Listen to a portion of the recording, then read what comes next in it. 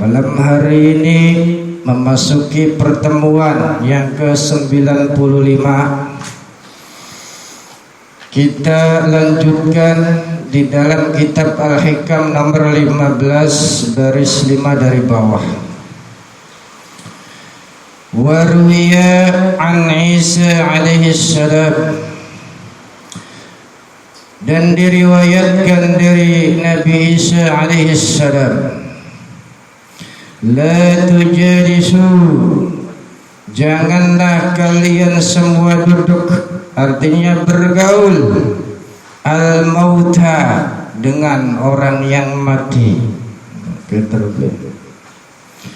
Fatamutu qulubukum, bila engkau bersosial dengan orang-orang yang mati, pada hakikatnya mereka itu adalah hidup.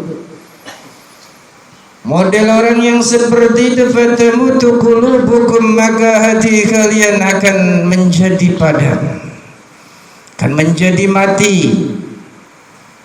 Qila, berkata sahabat Nabi Isa, wa manil mauta, maksudnya siapa yang mati itu?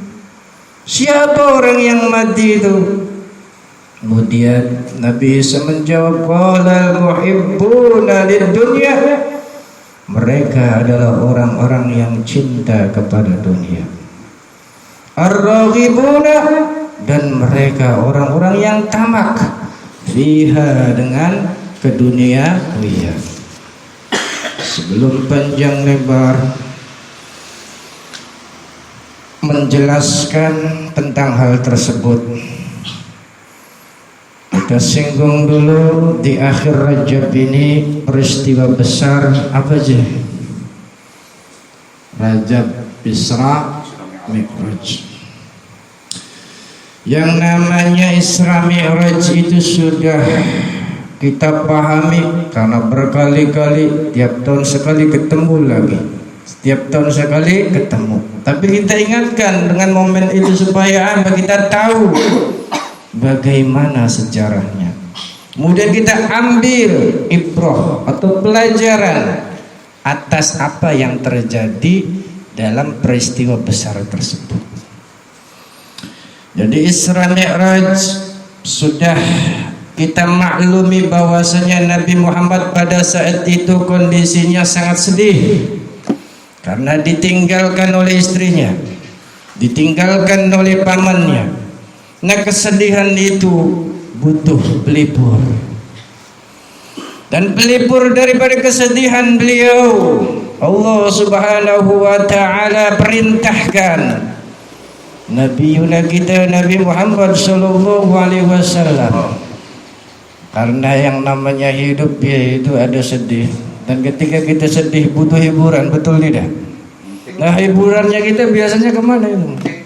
Ya piknik, jalan-jalan, yang butuh sesuatu yang seger-seger. Nah, Nabi Muhammad diajak jalan-jalan sama Allah Subhanahu wa ta'ala dengan peristiwa Isra. Perjalanan minal Masjidil Haram ilal Masjidil Aqsa, dan kabarnya Masjidil Aqsa di sana Palestina sudah dikuasai lagi. Alhamdulillah. Ya, bagian perangnya yang kalau masih ada. Semoga apa? Damai, kemudian apa? Menjadikan simbol dan tanda bahwasanya kebangkitan Islam itu akan berjaya kembali. Kembali lagi Nabi Muhammad SAW itu diperjalankan dari Masjidil Haram ke Masjidil Aqsa, dan itu juga sudah menjadi simbol bahwasanya Nabi Muhammad itu perginya dari masjid ke masjid, bukan dari pasar ke pasar, bukan dari gunung ke gunung. Itu merupakan tanda bahwasanya sangat luar biasa pentingnya dan besarnya dalam kehidupan yang namanya bangunan masjid. Karena memang yang namanya masjid itu adalah Baitul Mukmin, rumahnya orang-orang yang beriman. Makanya cari orang yang soleh. Anak kan? Karena apa? Memang tempatnya orang-orang yang beriman itu ada di masjid.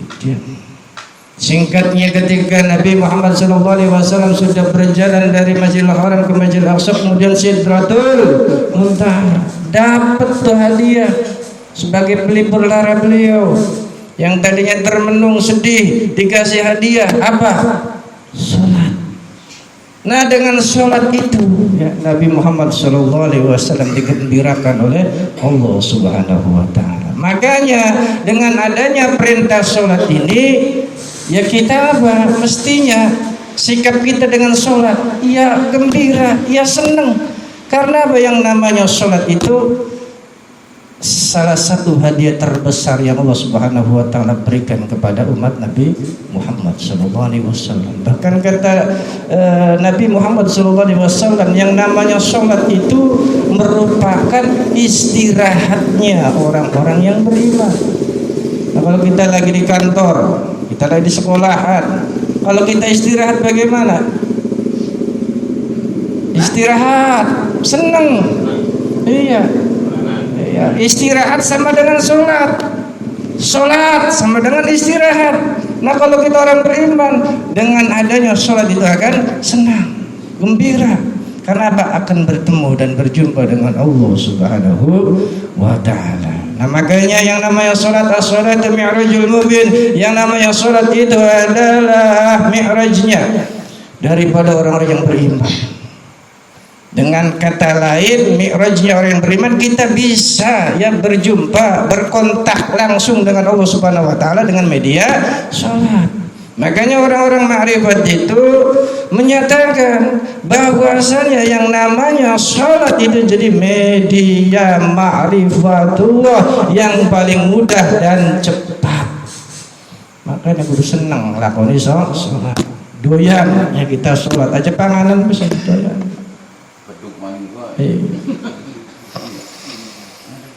Dan bagaimana caranya supaya sholat kita mi'raj, bisa kontak dengan Allah, bisa ma'rifat dengan Allah Subhanahu wa Ta'ala?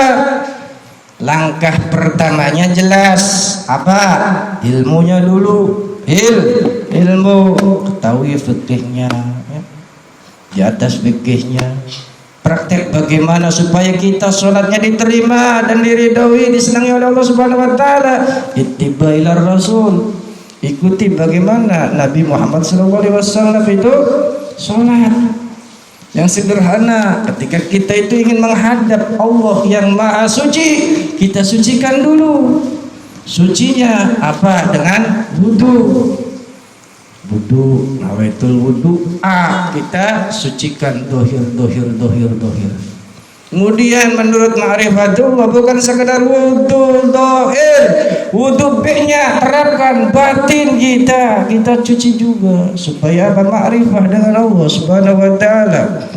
Apa yang ada di dalam diri kita, misal sombong, lepaskan kesombongan kita. Iri, lepaskan diri kita. Benci, kita lepas dulu ketika mau sholat, lepas yang namanya kebencian. Dendam, lepaskan rasa dendam kita mau sholat. Bakal sholat yang bukan kembali mana suara apa-apa. Yang penting ketika dalam sholat kita copot dulu itu, supaya kita bermakrifat dengan Allah Subhanahu wa Ta'ala. Kemudian bagaimana caranya lagi agar kita itu bisa menjadikan sholat itu media ma'rifatullah? Coba ya kita berikan sholat itu sebagai servis kita kepada Allah Subhanahu wa Ta'ala. Berikan servis yang terbaik ya kepada Allah. Bagaimana coba caranya supaya kita memberikan servis yang terbaik kepada Allah? Ada yang tahu? Halo?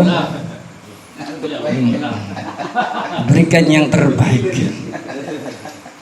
Makanya dalam suatu hadis, i'mal li akhiratika ka'annaka tamutu ghadan.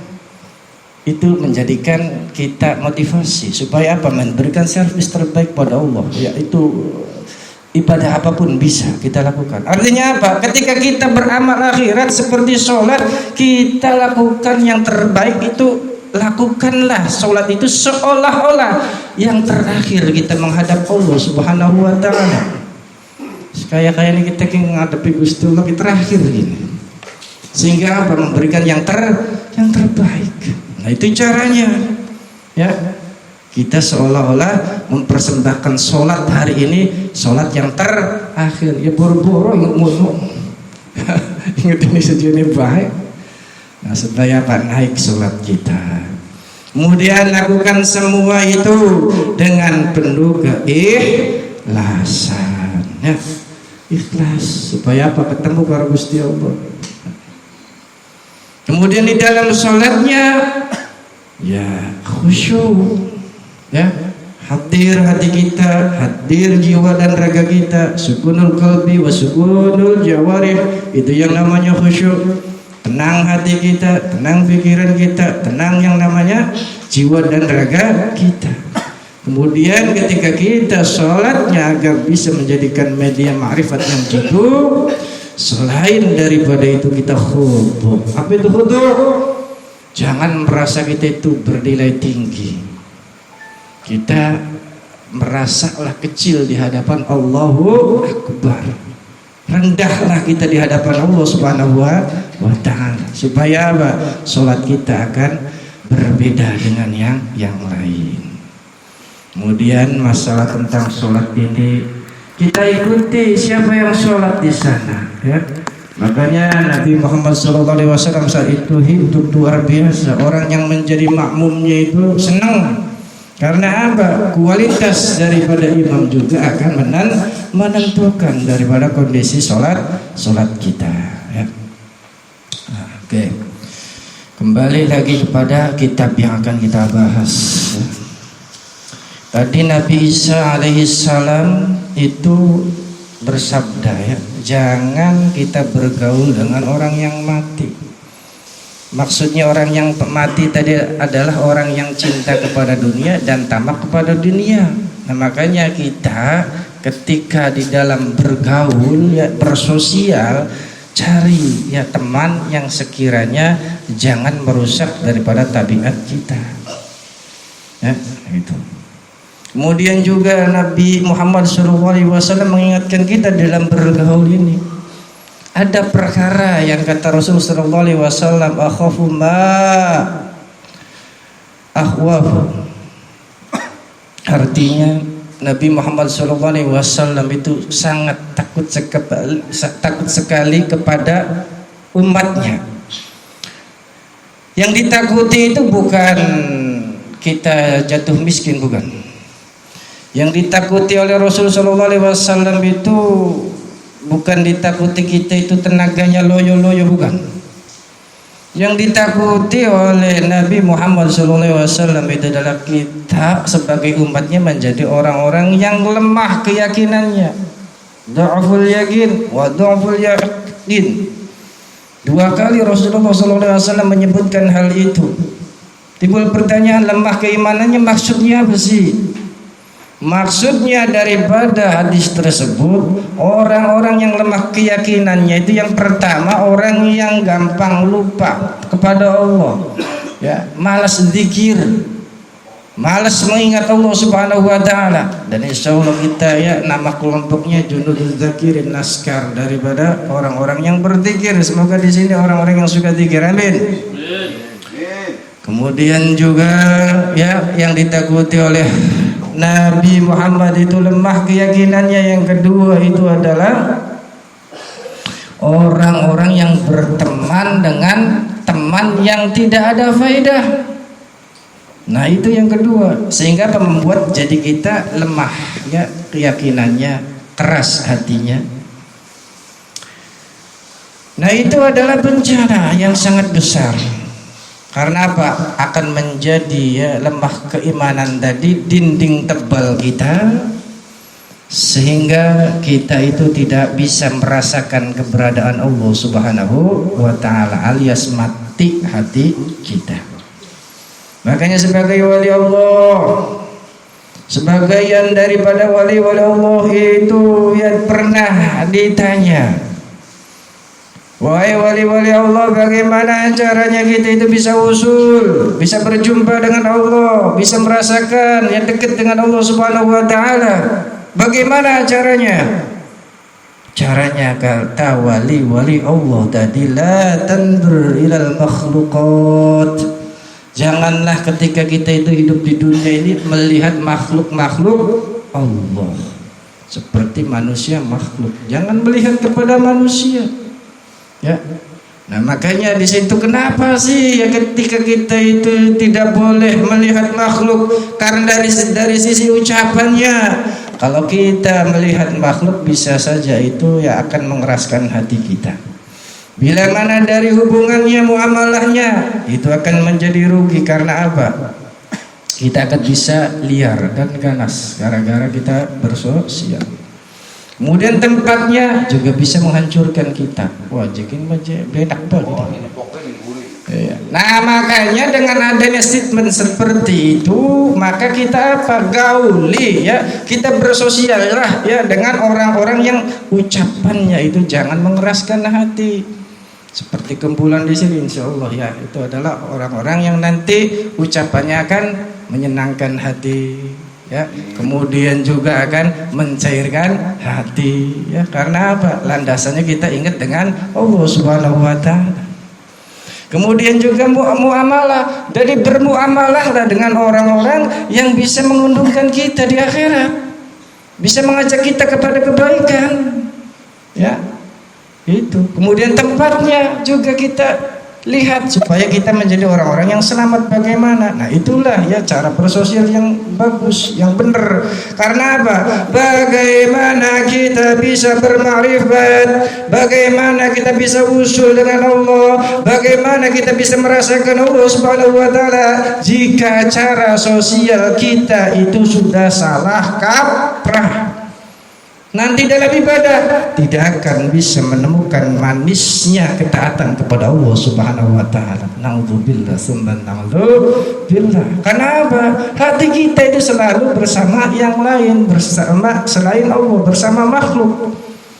Makanya di dalam Al-Qur'an diingatkan la tamudda 'ainaika ila ma matta'na azwajan minhum. Ketika kita itu di dunia ini, mata jangan banyak melek kepada yang gebyar-gebyar, yang indah-indah ya. Karena ketika kita melihat yang indah-indah kepengcut, seketika itu gleong. Ulama bega bakal wis ndelang kayang kono ilmune entuk kabeh linu titik. Nah, jadi apa? Kita palingkan matanya. Artinya dengan adanya firman Allah seperti itu, kita remehkan saja urusan-urusan dunia. Karena apa? Itu akan menjadi penyakit hati yang sangat ganas. Makanya Imam Ghusyairi ya, Ghusyairi itu berkomentar, orang-orang yang sungguh-sungguh menjaga dan memelihara hatinya, yaitu dengan cara tidak melihat gebyar-gebyurnya ke dunia wian. Panas baik ya serba ya. Karena apa? Tidak tumbuh qanaah, tidak tumbuh syukur.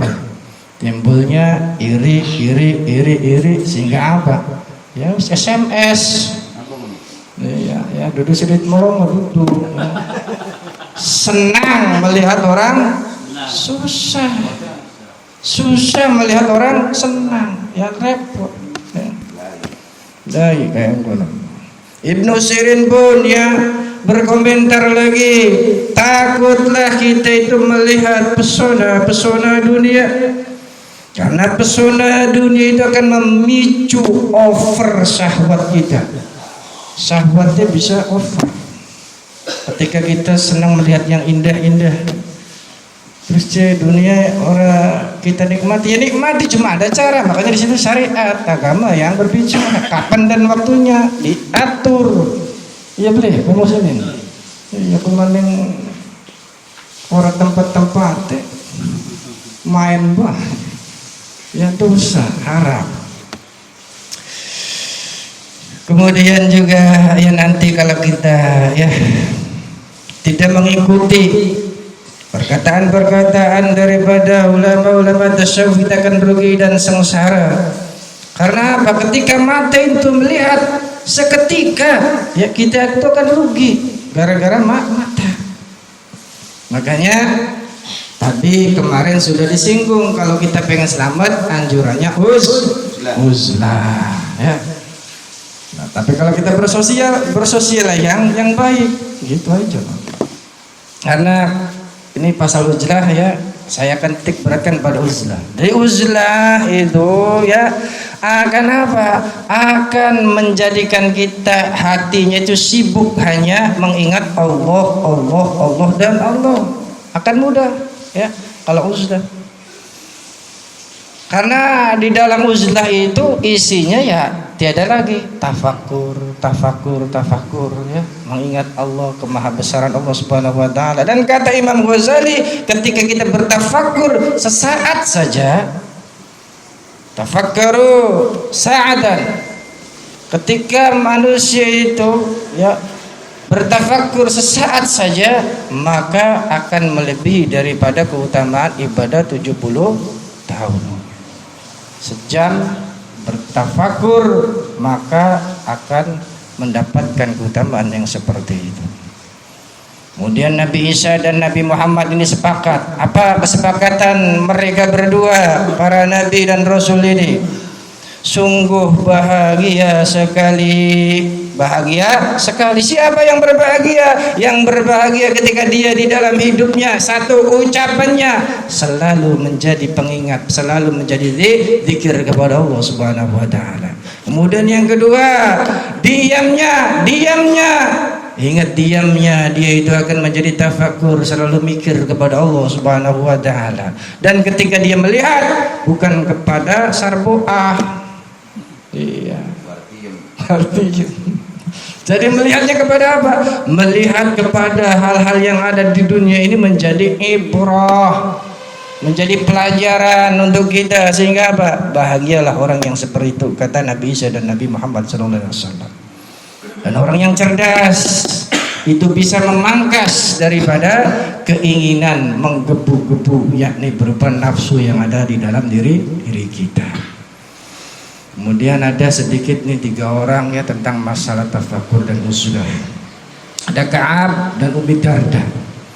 Di situ memberikan komentar bahwasanya tafakur itu salah satu jurus yang jitu untuk apa? Bermakrifat secara benar. Ketika kita bertafakur, insya Allah akan menemukan sejati daripada kebenaran-kebenaran yang ada. Dan tafakur itu bisa sebagai pencuci daripada hati kita, pencuci jiwa kita. Kemudian juga akan terhindar daripada tipu daya yang bisa menenggelamkan kita dalam kesengsaraan atau kehancuran.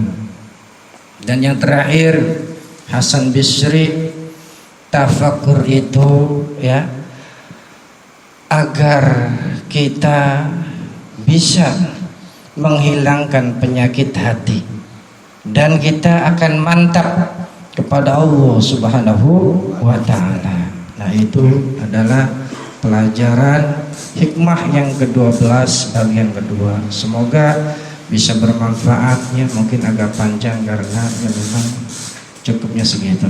Insya Allah kita akan lanjutkan pada pertemuan yang akan datang. Wallahu a'lam bishawab.